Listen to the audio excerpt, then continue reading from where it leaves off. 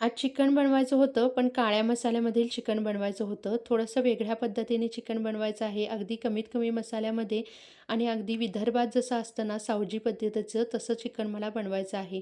त्यासाठी मी ते कांदा आणि खोबरं भाजून घेतलेलं आहे. अशा प्रकारे खोबरंही भाजून घ्यायचं आणि कांदाही भाजून घ्यायचा.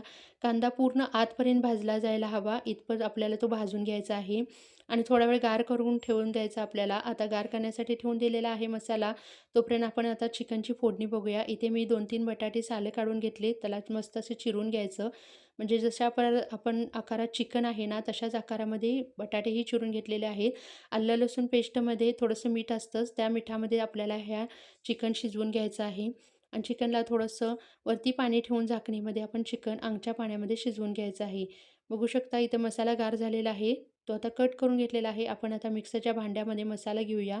आणि ह्यामध्ये 8 ते 10 पाकळ्या लसूण घ्यायचं, आलं घ्यायचं, भरपूर अशी कोथिंबीर घ्यायची आणि आपल्याला मसाला वाटून घ्यायचा आहे.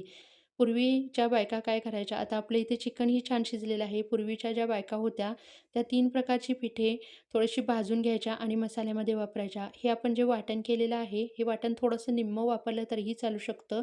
ह्यामध्ये तुम्ही रस्साही बनवू शकता. पण मला एकच पदार्थ बनवायचा असल्यामुळे मी वाटण सर्वच घेतलेलं आहे. तेलामध्ये वाटण तेल सुटेपर्यंत परतून घ्यायचं आहे. मीठ घेतलेलं आहे, हळद घ्यायची. दोन्ही मी मसाले एकत्र वापरलेले आहेत. चिकनचा आणि मटणाचाही मी मसाला इथे घेतलेला आहे. काश्मीरी लाल तिखट घ्यायचं, घरगुती कांदा लसूण मसाला चटणी घेतलेली आहे. इथे तुम्ही काळ्या मसाल्याचाही वापर करू शकता, कारण आपल्याला काळं चिकनच बनवायचं होतं. पण माझ्याकडे नव्हता, त्यामुळे मी जो घरगुती कांदा लसूण मसाला होता, तो वापरलेला आहे. 3 प्रकारची पिठे इथे भाजून घेतलेली आहेत. चणा डाळीचं पीठ, तांदळाचं पीठ आणि ज्वारीचं पीठ. ही पिठे आपल्याला पाण्यामध्ये घालून ह्यामध्ये मिक्स करून घ्यायची आहेत. आणि आपण जे चिकन शिजवलेलं होतं तेही ह्यामध्ये घेऊया.